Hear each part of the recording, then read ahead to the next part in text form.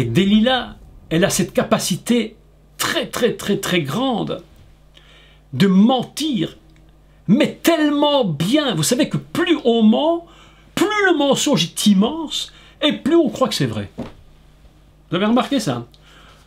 On vous raconte des mensonges, au début c'est comme ça, puis c'est comme ça, puis c'est comme ça, puis c'est tellement immense. Et puis le truc est tellement invraisemblable qu'on dit, mais c'est pas possible, ça ne peut être que la vérité. Le mensonge prend des proportions fantastiques, mais c'est un mensonge. Plus on vous ment, plus c'est énorme, et plus les gens le croient. Cette femme a une capacité de mentir. Et derrière toutes ces apparences, elle n'est que mensonge. Tu m'aimes pas, tu ne m'aimes pas, Shimshon, tu ne m'aimes pas. En réalité, vous savez ce qu'elle dit en réalité? Vous savez ce qu'elle dit en réalité? Elle dit, qu'est-ce que je m'en fiche que tu m'aimes ou que tu ne m'aimes pas? Mais qu'est-ce que je m'en fiche que tu m'aimes ou que tu ne m'aimes pas? Moi, ce qui compte pour moi, c'est que quand je t'aurai attrapé, je vais toucher mon argent. Et toi, il t'arrivera ce qui arrivera. Elle n'en a rien à faire de lui. Menteuse, mes amis. Si vous n'entendez pas aujourd'hui, écoutez, si vous ne voyez pas sa tête tomber ce soir, alors vraiment, c'est qu'elle ne tombera jamais, c'est pas possible. Menteuse, trompeuse. Pire encore. Delilah est une meurtrière. C'est une femme qui tue. Le but de cette femme, c'est de tuer Shimshon. Elle n'a aucun autre but. Aucun autre but. Elle est meurtrière. Jusqu'au bout, elle n'a qu'une idée en tête. Qu'est-ce que ça peut bien me faire que tout le monde meure du moment que je touche mon argent? Est-ce que ça ne vous fait pas entendre quelque chose, ça? De ce qui se... alors, on vient nous dire, ouais, il ne faut pas que tu exagères, ne dépasse pas, tu dépasses les limites. Moi, je ne dépasse rien. Je ne vous dis que ce qui est dans la Bible. Je ne vous parle pas de ce qui se passe aujourd'hui. Hein. Je vous parle de ce qui est dans la Bible. On ne pourra pas me reprocher d'avoir dit quelque chose sur ce qui se passe aujourd'hui. Je ne vous dis rien de ça, je vous parle dans la Bible. Et je vous dis, est-ce que ça ne vous fait pas penser à quelque chose? Meurtrier. Tu peux mourir. Ça n'a aucune importance pour moi, du moment que tu me payes pour avoir fait ce que j'ai fait. C'est l'esprit de Judas, mes amis, qui va livrer le Messie pour avoir 30 pièces d'argent. Terrible. Il y a un groupe de musique, je ne sais pas s'il existe toujours aujourd'hui, qu'on appelle le heavy metal, des groupes sataniques, et dont le chanteur s'appelle Judas Priest, le prêtre de Judas. Vous imaginez? Quand ces gens sont en public, qu'ils vous chantent des chants à la gloire de Satan, et le gars qui s'appelle le prêtre de Judas. Mais mes amis, mais ils n'en ont rien à faire de vous. Je vous dis la vérité. Le seul but qu'ils ont, c'est de vous entraîner avec eux dans la mort, en enfer. Donne-moi mon argent. De toute façon, Delilah, elle le sait très bien. Quand je serai arrivé au bout, de ce que je veux et que je l'aurai obtenu, tu peux mourir, ça ne change rien pour moi. Mes amis, je vous dis la vérité. Est-ce que vous croyez que ça change quelque chose aujourd'hui que 3 milliards de gens meurent, ou 2 milliards, ou 100 millions, ou 10 000 personnes? Mais écoutez, à part quelques-uns qui se battent pour essayer d'en sauver quelques-uns, mais je vous dis que l'occulte, je parle du niveau occulte, pas de ce que tu vois, je parle de ce qui se trouve là-haut dans l'occulte. Mais ils n'en ont strictement à rien à faire, du moment qu'ils prennent ton argent. Paye-moi seulement, je te l'ai donné, maintenant tu me le payes. Elle est meurtrière, elle est encore autre chose, terrible. Elle va voler 2 choses maintenant, 2 choses, terrible. Elle est voleuse d'âme, voleuse d'âme. La Bible nous dit dans l'Apocalypse que la grande Babylone, c'est une voleuse d'âmes. Elle fait le commerce des âmes. La grande Babylone, elle fait le commerce des corps et des âmes. Vous imaginez ça? Elle va prendre Shimshon, elle va lui prendre son âme. Le pauvre homme, il est tombé dans les griffes de cette araignée. Elle est passe par la porte de la nuit, elle lui vole son âme. Troisième chose encore qu'elle est, voleuse de destin divin. Voleuse de destin divin. Elle est en train de prendre le destin divin de cet homme. C'est épouvantable, mes amis. Et mes amis, écoutez-moi, écoutez-moi. Ce que je suis en train de vous dire maintenant, mes amis, ce n'est que la porte avant la nuit. Delilah, elle n'est que la porte de la nuit, avant la nuit qui vient, où le Mashiach a dit clairement, travaillez tant qu'il fait jour, parce que la nuit vient où nous ne pourrons plus travailler. Vous imaginez? Ce n'est que la porte de la nuit. Je vous récite tous dans l'ordre. La face cachée de cette femme, elle est anesthésiante. Elle est culpabilisante. C'est ta faute. C'est ta faute. Elle est traîtresse. Elle a fait des accords avec toi, mais elle te trompe. Traîtresse. Elle est cupide. Incroyable. Elle est complotiste avec les Philistins. Elle est meurtrière. Elle est voleuse d'âme. Elle est destructrice de destin divin. Terrible. Et nous ne parlons que de la nuit, que de la porte de la nuit. Tu t'imagines, mon frère, ma sœur, mes amis, vous imaginez, lorsque le monde va tomber dans ce piège, lorsqu'il tombe dans ce piège, et que la porte va se refermer, mais ceux qui vont rester de l'autre côté de cette porte, mes amis, et que la porte sera fermée, il n'y aura plus pour eux de retour. Il n'y aura plus de retour. Parce que lorsque la porte se ferme, la porte de la nuit se ferme, mes amis, ceux qui sont passés par la porte, ils vont peut-être même crier à Dieu. Vous savez, le drame de Shimshon, le drame de cet homme, ce qui est terrible chez lui, je repense encore à lui, et je me dis, avoir été juge en Israël pendant 20 ans, et suppose que le monsieur ait commencé vers 20 ans, je ne sais pas, il n'y a pas d'âge, on n'a pas donné un âge, on passe directement de sa naissance à son travail, donc on ne sait pas trop, mais suppose qu'il ait vécu 40 ans, c'est très court 40 ans, 20 ans juge en Israël, pour terminer esclave des Philistins, les yeux crevés, en train de tourner la meule du moulin. Et mes amis, ce que le monde, j'écoutais tout à l'heure, j'entendais tout à l'heure une dame sur Internet qui parlait, elle disait dans un discours, elle disait, le monde est en train de basculer dans un esclavage programmé. Et si vous ne voulez pas travailler les 60 heures par semaine qu'on vous a dit, eh bien vous serez les coupables. Et ce qui arrivera sera de votre faute.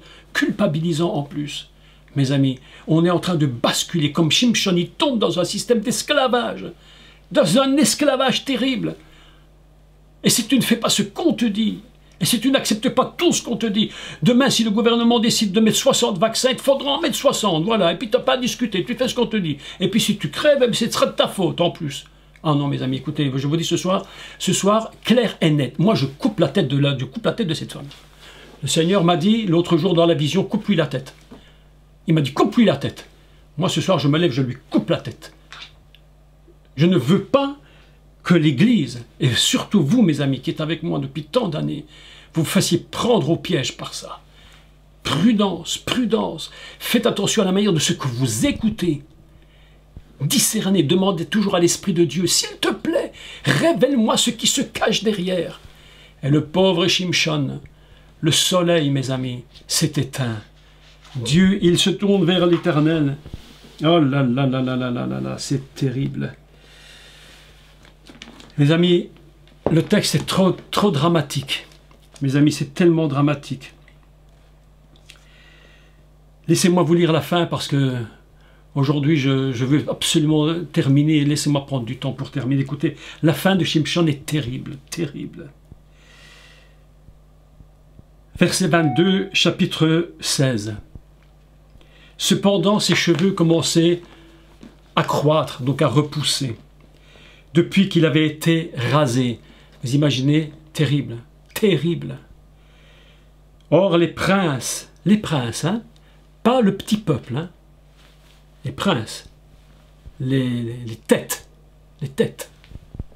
les princes des Philistins s'assemblèrent pour offrir un grand sacrifice à Dagon, au diable. Au diable! Est-ce que ça vous dit quelque chose, ce genre de sacrifice qu'on offre au diable? Vous avez vu l'inauguration du tunnel du Gothard? Si ça, c'est pas un sacrifice au diable, si ça, c'est pas la honte, et tous les chefs d'État qui sont là et qui applaudissent, et le monde en train, et vous voyez les gens en train de jouer le rôle des esclaves. Est-ce que vous croyez que c'est par hasard? Mais pas du tout le hasard, c'est pas du tout le hasard, mes amis, pas du tout. Je continue. Et ils se rassemblèrent pour offrir un grand sacrifice à Dagon, leur dieu, et pour se réjouir. Ah ben oui, bien sûr, évidemment. Ils disaient, notre Dieu a livré entre nous... Moi, écoutez le texte, je vais le lire tout doucement, parce qu'il faut le lire doucement. Parce que celui-là, il est trop fort. Ah, on va le lire doucement. Et ils disaient, notre Dieu a livré entre nos mains Shimshon, notre ennemi. Parce que n'oubliez pas une chose, c'est que pour tous ces gens, vous êtes leurs ennemis. Oui, vous êtes leurs ennemis. Et quand le peuple le vit, donc Shimshon, ils célébrèrent leur Dieu en disant « Notre Dieu a livré entre nos mains notre ennemi, celui qui ravageait notre pays et qui multipliait nos morts. » Oh là là là là là là, mes amis, dans la joie de leur cœur, ils dirent qu'on amène Shimshon et qu'il nous divertisse, qu'il nous fasse une petite danse. Il va nous divertir et il va nous montrer ce qu'il sait faire. Vous imaginez, hein? Mes amis, je vous dis la vérité, bientôt, je l'annonce, je le dis, je suis certain de ce que je dis, bientôt, ils vont bien rire sur le dos du pauvre peuple. Ils vont bien rigoler, et ils vont bien se divertir. Je vous dis qu'ils vont bien se divertir. Et ils firent sortir Shimshon de la prison, et il joua devant eux. Vous imaginez l'homme que c'était, ce qu'il est devenu? Il joua devant eux. Ils le placèrent entre les colonnes, et Shimshon dit au jeune homme qui le tenait par la main, il ne pouvait même plus se déplacer, le pauvre. Parce que vous savez, les prisons de l'époque, c'était pas les prisons d'aujourd'hui. Hein. Pas si vous avez les prisons de l'époque, c'était quelque chose, c'était dramatique. Hein. Aujourd'hui, une prison, encore, même si c'est dur, tu as quand même la TV à l'intérieur, bon, tu as quand même des repas, tu as tout ce qu'il te faut, quand même, malgré tout. Mais à l'époque, il dit au jeune homme qui le tenait par la main, il ne pouvait même plus marcher. Ah, mes amis, terrible, aveugle, le soleil s'est éteint. Laisse-moi, afin que je puisse toucher les colonnes sur lesquelles repose la maison et m'appuyer contre elles. La maison était remplie d'hommes et de femmes, tous les princes des Philistins étaient là. Et il y avait sur le toit environ 3000 personnes, hommes et femmes, qui regardaient Shimshon s'amuser. Jouer devant eux, mes amis, quelle honte! Alors Shimshon invoqua l'Éternel et dit « Ô Seigneur éternel, souviens-toi de moi, je te prie. Oh mon Dieu, donne-moi de la force seulement cette fois, et que d'un seul coup je tire vengeance des Philistins pour mes deux yeux. » Pour l'aveuglement dans lequel je me trouve, mes amis, il faudra faire très attention à chacun d'entre nous. Très attention, les temps qui viennent sont terribles. Et Shimshon embrassa les deux colonnes du milieu sur lesquelles il reposait la maison, et il s'appuya contre elles. L'une était à sa droite et l'autre était à sa gauche. Et Shimshon dit « Que je meure avec les Philistins !» Il se pencha fortement et la maison s'écroula sur les princes et sur tout le peuple. Ceux qu'il fit périr à sa mort furent plus nombreux que ceux qu'il avait tués pendant toute sa vie. Ses frères et toute la maison de son père descendirent et l'emportèrent. Lorsqu'ils furent montés, ils l'enterrèrent entre Tsoréa et Eshtaol, dans le sépulcre de Manoach, son père. Il avait été juge en Israël pendant 20 ans, mes amis, un drame épouvantable. Et vous savez, je vais vous dire une vérité, et j'aurai l'occasion d'en reparler encore bientôt. Bientôt, le Seigneur va nous donner l'autorité et la permission de le faire. Je dirai aux pasteurs, mes amis, écoutez-moi bien ce que je vous dis, à tous les hommes de Dieu, toutes les femmes de Dieu. Vous pouvez être serviteurs de Dieu, mais si vous n'êtes pas droit devant le Seigneur, si vous faites n'importe quoi, si vous commettez des choses iniques, Tu peux même être serviteur de Dieu, tu peux te repentir, mais ta vie, tu la payeras. Tu payeras de ta vie ce qui arrivera. Mes amis, Shimshon est mort. Il est mort. Vous imaginez cela? C'est bien d'avoir tué plus de tous ces Philistins, de tous ces gens qui étaient ses ennemis, mais lui-même en a perdu la vie. Mes amis, le message de ce soir est terrible. Je voulais absolument vous parler de ça aujourd'hui. Je voulais vous parler de cela parce que je sais que les temps sont terriblement dangereux. Je voulais absolument vous encourager. Soyez prudents. Soyez extrêmement prudents. Parce que tout cela est en train de se mettre en place. La porte est ouverte. Et de l'autre côté de la porte, il y a une nuit noire, telle que vous ne pouvez même pas l'imaginer. Et la Bible nous dit, c'est la Bible qui le dit, qui l'enseigne. Jésus disait lui-même, Yeshua a dit, la nuit est si noire, et ça va être si dramatique, que le monde n'aura jamais connu une telle catastrophe. Et s'il ne revenait pas rapidement, personne ne serait sauvé, pas même les élus. Personne, personne. Il faudra qu'ils reviennent. Mes amis, je vous supplie. Aujourd'hui, je vous supplie une chose. Et ce n'est pas moi qui vous supplie, c'est l'Esprit de Dieu qui vous appelle et qui vous dit « Soyez prudents, faites attention à la façon dont vous écoutez, faites très attention. Ne croyez pas tout ce qu'on dit. » On a l'impression qu'on est là des gens qui sont en train de décourager les gens, mes amis. Lorsque le Jésus parlait, il ne décourageait personne, mais il mettait en garde son peuple d'Israël. Et leur disait, soyez prudents, il y aura des faux Christ, mes amis, nous sommes sur le point. Un jour, je vais vous parler. Le temps va venir. Ça prend un peu de temps pour préparer ces choses, les mettre en place, pour les enseigner. Je vous vais préparer pour vous dire qui est l'Antichrist, comment il va venir, et quelle sera son attitude, les actes qu'il va commettre. Et nous parlerons de cet homme inique qui va venir. Vous savez, une chose, vous savez ce qui va se produire. J'ai trouvé ça très étrange dans ce livre des Juges. C'est que la Bible nous dit ceci. Écoutez, parce que j'ai oublié de vous le dire, mais il faut que je vous le dise. Pendant que Shimshon était couché sur les genoux de cette femme, Delilah, la Bible nous enseigne qu'il y avait un homme qui était en embuscade dans la chambre d'à côté. Je relisais le texte en hébreu, je relis le texte hébraïque, et puis je dis, mais qu'est-ce que c'est que cette histoire? Il était marqué, le texte, on peut le traduire comme ça. Un homme dont on ne dit pas qui il est. On ne dit pas son nom. J'ai cherché, je dis, mais c'est qui? Et la Bible nous dit seulement, un homme était caché en embuscade, mes amis. Il attendait le moment. Il était là. Mes amis, l'Antichrist, je vous annonce une chose, je suis convaincu que cet homme inique est déjà existant sur cette terre. Je crois qu'il existe déjà. Je crois qu'il est né, mais il ne se montre pas, il est dans la chambre d'à côté. Il est dans la pièce d'à côté. Et il est en embuscade. Il attend que Delilah ait fait son job. Et lorsque le job sera fait, il va la payer. Et puis il finira le travail. Et il va couper les cheveux de Shimshon, il va perdre sa puissance. C'est pourquoi je mets l'Église en garde. Je vous préviens, mes amis, le temps est venu où ces choses vont se produire dans les jours, les semaines et les mois qui viennent. Et je vous affirme que nous allons connaître les choses pires que nous n'avons connues. J'appelle l'Église, je vous appelle tous du plus profond de mon cœur. Soyez prudents, ne portez pas intérêt à tout ce qui est dit. Faites attention. Faites très attention, parce que le diable est un menteur, et la Bible nous dit dans Jean 10, et c'est Yeshua qui parle, le voleur ne vient que pour dérober, égorger et détruire. C'est tout ce qu'il est. Mais moi, dit le Seigneur, je suis venu pour que mes brebis aient la vie, et qu'elles soient dans l'abondance.